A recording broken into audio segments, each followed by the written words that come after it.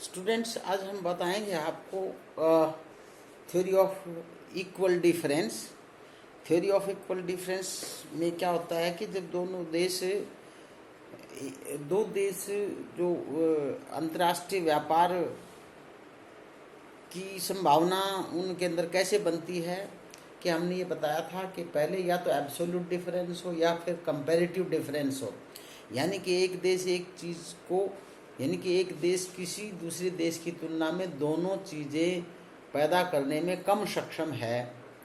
और उनमें से उस चीज़ का उत्पादन करेगा जो कम सक्षम देश है वो, कि जिस चीज़ के उत्पादन में वो उस देश को अन्य देश की से तुलनात्मक दृष्टि से कम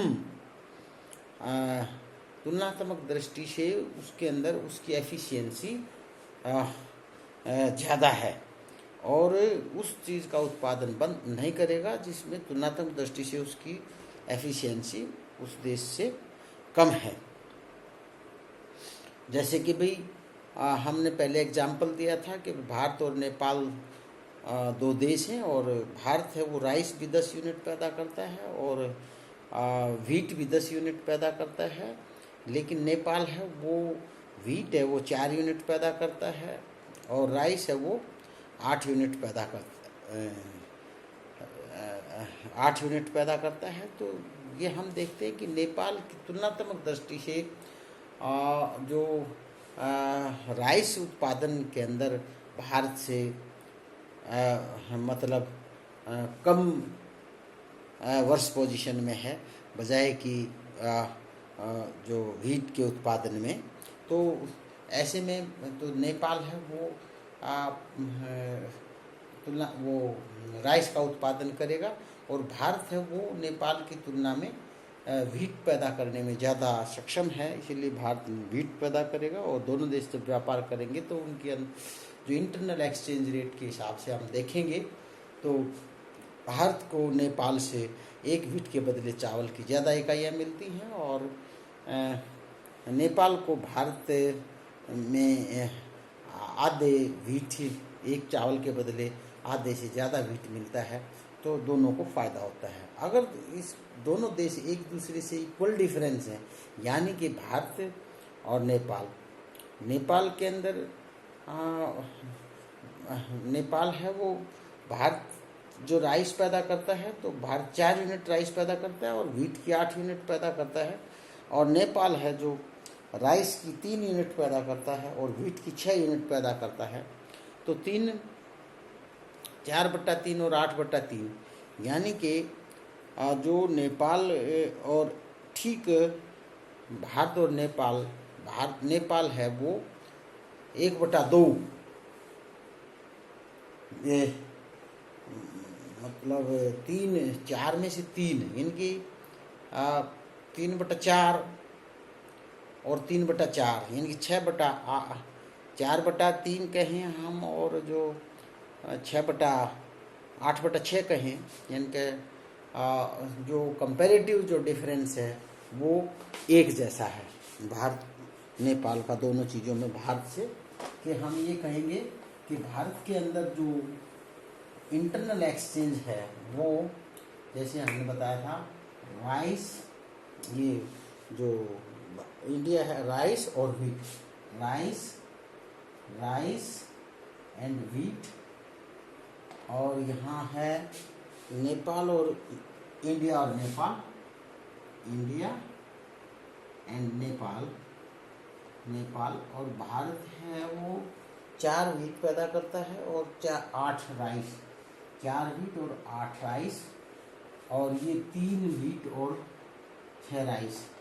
यानी कि यहाँ जो नेपाल है वो वीट पैदा करने में और इसके अंदर जो इंटरनल एक्सचेंज रेट है वो नेपाल के अंदर जो एक राइस के बदले 2 वीट आएंगे, और या 2 वीट के बदले 1 राइस आएगा नेपाल के अंदर, और भारत के अंदर भी 2 वीट के बदले 1 राइस आता है, या 1 राइस के बदले 2 बीट आते हैं, 2 बीट आते हैं। इसका मतलब क्या है, एक्सचेंज रेट हैं वो दोनों की एक जैसी हैं। अगर दोनों की इंटरनल एक्सचेंज रेट एक जैसी होंगी तो इन देशों को व्यापार करने में कोई फ़ायदा नहीं होगा। तो इंटरनल जो एक्सचेंज रेट हैं वो एक जैसी नहीं है, एक जैसी नहीं है। अगर इसको यहाँ भी 1 रुपये 1 बीट के बदले आधा राइस मिल रहा है भारत में भी, और नेपाल में भी 1 बीट के बदले आधा राइस मिल रहा है। तो इसका मतलब क्या है कि दोनों के अंदर जो कॉस्ट डिफरेंस है वो इक्वल है, और इक्वल कॉस्ट डिफरेंस जब होंगे तो उनकी इंटरनल एक्सचेंज रेट बराबर होंगी। तो भारत के अंदर एक तरफ मान लीजिए मैं राइस लूँ और दूसरी तरफ मैं वीट को लूँ, और यहाँ नेपाल को भी लूँ और यहाँ इंडिया को लूँ, तो दोनों के अंदर 1 वीट के 1 राइस के बदले 2 वीट हैं, 1 राइस के बदले 2 वीट है। ये इंटरनल एक्सचेंज रेट बनती है नेपाल और इंडिया, राइस और वीट, 1 वीट के बदले 2 राइस। जैसे यहाँ 1 और यहाँ 1 और 2 यहाँ वीट, तो 1 वीट के बदले 2 राइस मिलते हैं। तो इनकी जो इंटरनल एक्सचेंज रेट है वो एक दूसरे के बराबर है। तो इस प्रकार हम इसका कह सकते हैं। इसकी आलोचना है कि नॉर्मेटिव थ्योरी है ये सिद्धांत, कि भाई ये बताता है कि भाई नॉर्म है देशों की, इस प्रकार का हमने प्रैक्टिकल में ऐसा कुछ नहीं दिखाई देता। और लेबर थ्योरी ऑफ वैल्यू के ऊपर ये निर्भर करता है, यानी कि यहाँ लागत को मापने का एक ही सिद्धांत है कि लेबर है वो लागत को मापता है, लेबर की मात्रा, labour immobility of labour and capital, जो लेबर और कैपिटल है वो एक देश से दूसरे देश में नहीं जा सकती, तो ये भी आज के दिन संभव नहीं है। ट्रांसपोर्ट कॉस्ट इग्नोर्ड हैं, कि जब किसी देश के अंदर कोई चीज़ एक बॉर्डर से दूसरे बॉर्डर तक जाती है तो उसके प्राइसेस में फ़र्क पड़ जाता है, तो दूसरे देश की तुलना में वो महंगी भी हो सकती है। ये चीज़ को भी ध्यान में रखा जाता है। लॉ कांस्टेंट रेट के ऊपर, कांस्टेंट रिटर्न्स के ऊपर बेस्ड है। दूसरी बात, कांस्टेंट रिटर्न्स है वो प्रैक्टिकल नहीं है। फिर है स्ट्रेटेजिक फैक्टर्स इग्नोर्ड, जो दूसरी प्रकार की जो स्टेट्स हैं, जो उसके अंदर जो देश कई बार क्या होता है कि भाई हमें चाहे बेशक लॉस उठाएं, हम वो चीज़ पैदा करते हैं बेशक किसी भी देश से, तो इसलिए हम अपनी सुरक्षा को ध्यान में रखते हुए वो चीज़ें बनाते हैं। फिर इसके अंदर कंप्लीट स्पेशलाइजेशन की बात करता है ये, आगे भी भारत को कम्प्लीटली राइस में स्पेशलाइजेशन कर लेना चाहिए और नेपाल को वीट में कर देना चाहिए, लेकिन इस प्रकार का कभी कहीं वास्तविक दुनिया में वो चीज़ें नहीं मिलती। Distribution of gains from trade, भाई किसको कितना फ़ायदा होगा, इस बात के ऊपर ये जो व्यापार से होने वाला जो